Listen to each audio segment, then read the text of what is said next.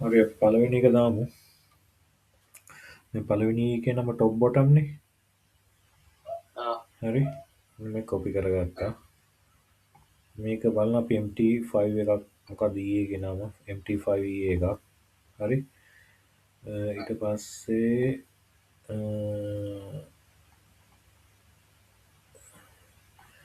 පස්සේ මෙන්න මේක කොපි කරගත්තා top bottom ඊයේ කියන එක. හරි.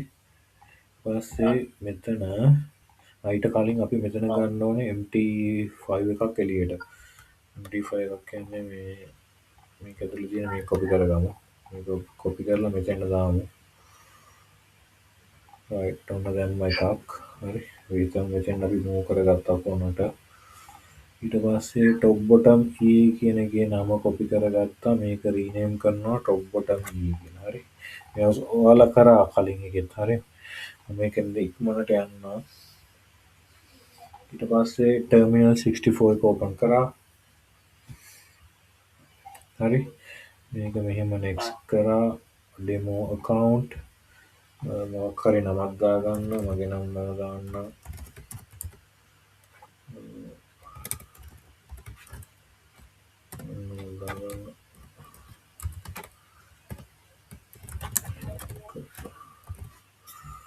කියලා දාලා birthday එක දාගන්න. කැමති එකක් දාගන්න.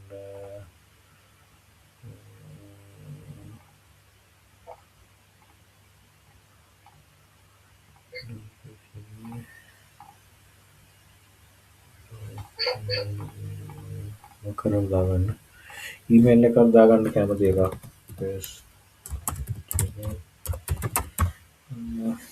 number එකකුත් කැමති එකක් දාගන්න.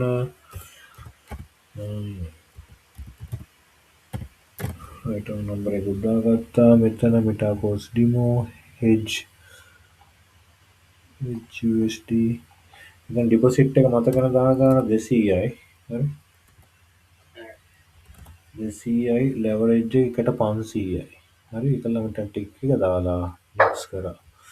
ඊට පස්සේ මෙයා මොකුත් සේව් කරන්න ඕනේ නැහැ. හරි ඉස්සර අපි සේව් කරන්න උඩට මොකුත් ගත්තේ නැහැ. finish ගත්තා. ඊට පස්සේ incoming mail. නම් මොනන් එනවා. ඊට පස්සේ මෙතන trade කියන එක ක්ලික් කරන්න. ඊට පස්සේ මේවා ටික close කරලා දැම්මා. ටග් ගාලා. ටික වැඩක් නැහැ. ඔක්කොම මම කරන විදිහට මම කියන්නේ.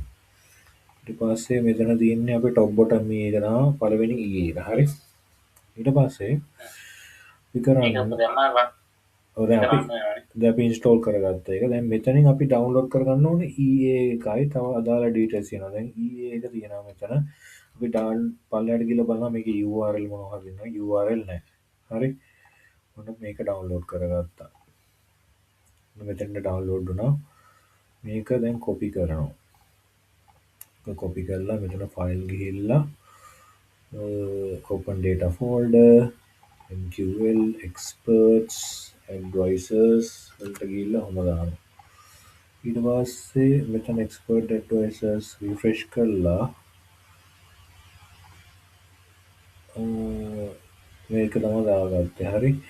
එහම top bottom එක දැන් බලනවා currency pairs මොනවද ඒකේ තියෙන්නේ කියලා. GBP Euro USD GBP USD දැන් මෙතන ඔක්කොම තියෙනවා. හරි. දැන් අපිට හොය ඉන්න දැන් Excel sheet එකේ දැන් අපි open කරගෙන මේකත් එක්ක වැඩ කරන්න කියලා දන්න ඕනේ. ඊට පස්සේ ඔන්න මෙතෙන්ට ගියා Euro USD මෙතන තියෙනවා chart window GBP USD chart window ඔන්න දෙක ක්ලික් කරා. හරි. ඊට පස්සේ time frame එක M1 මේ තියෙන්නේ minute 1 කියන එකක් තියෙනවා. දැන් මේ ඔයාලා අප්ලෝඩ් කරපු එක. එතකොට ඒව ටික හරියට දාගන්න ඕනේ. දැන් ඔයාලා අප්ලෝඩ් කරපු ස්ක්‍රීන්ෂොට් එකත් මෙතන තියෙනවා මට හිතෙන විදිහට. ඉතින් මේකෙත් තියෙනවා කැටගරි EA GBP දැන් මෙතන පොඩ්ඩක් කවටලට වැරදිලා තියෙනවා ඒක. දැන් මෙතන හොඳයි ඒක වැරදුනේ කොහොමද? එතකොට ඔයාලා දන්නවනේ මෙතන top bottom එකේ තියෙනවා මේ GBP CAD කියලා තියෙන්නේ. GBP CAD එකයි EUR SGT කියලා තියෙන්නේ. එතකොට මෙතන ඔයාලා කරන්සි පෙයර් එක සිලෙක්ට් කරලා ඉන්නේ යූරෝ USD GBP USD කියලා. හරි. හරි. දැන් අපි මෙහෙම දෙයක් කරමු. දැන් ටොප් බොටම් එකනේ මේක මෙතන එඩිට් කියලා තියෙනවා. හරි. එඩිට් ගිහිල්ලා මේකේ කරන්සි පෙයර් එක අන්සිලෙක්ට් කරගමු. හරි. ඒකලා මේකේ තියෙන්නේ GBP CAD. දැන් GBP CAD මෙතන තියනවාද කියලා බලනවා. මෙතන නෑ. මෙතන තියෙන්නේ මේන් කරන්සි පෙයර්ස්. ඒකලා මෙතෙන් ටයිප් කරලා දානවා GBP CAD. හරි. GBP CAD.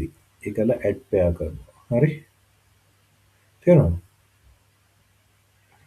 ඊට පස්සේ අනිත් එක EURSGD.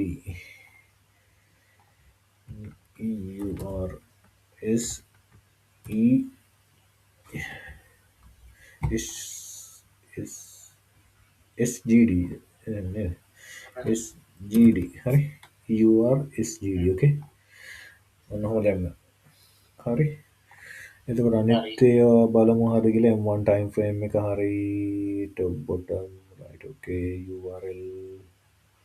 URL පෙන්වන්නේ URL එක තිබ්බේ නැහැ නේද මට කිව්වේ තියෙන්න නැතුව ඇති මම අනිත් කම්පියුටර් එකම ටක් ගාලා බලන්න චුට්ටක් ඉන්න URL දෙක හරි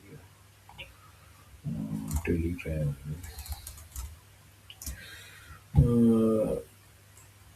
top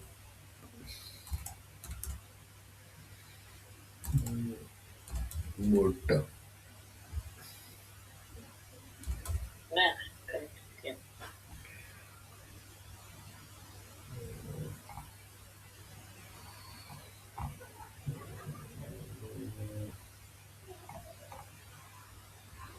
Wiki URL නෑ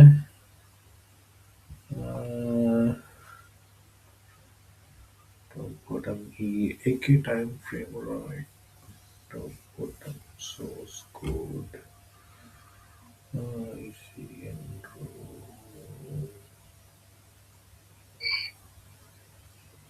රෙකෝඩින් එක කියවන්නේ ඔව් මම එනවා right okay ඔහොම තමයි තියෙන්නේ හරි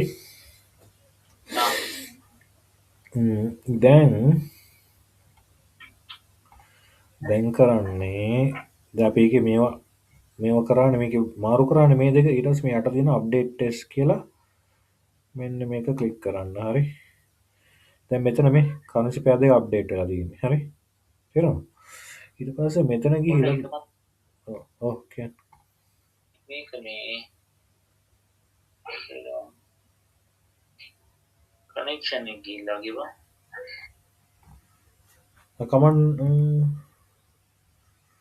මෙෂන් ගිහිල්ලා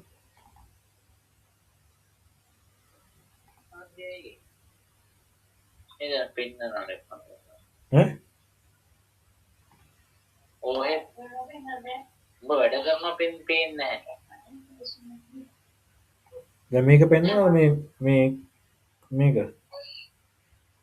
දැන් වින්ඩෝ එක පේනවද දැන් මොකද්ද පෙන්නලා තියෙන්නේ වට දැන් කියන්නකෝ මේ possible cases කියලා ඉල්ලලා තියෙනවා මේ connection loss වෙලා ඒක ආයි කනෙක්ට් වෙන්නේ නැහැ ආයි කනෙක්ට් වෙන්නේ නැහැ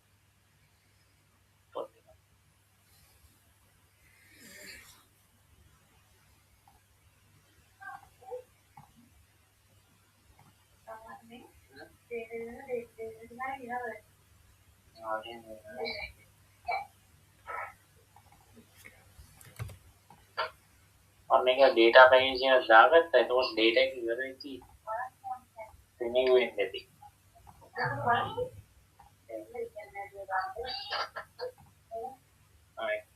active හරි active දැන් දුන්නේ active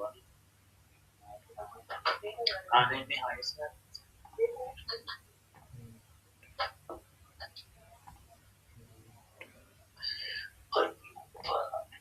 වාර්ත ඉතාල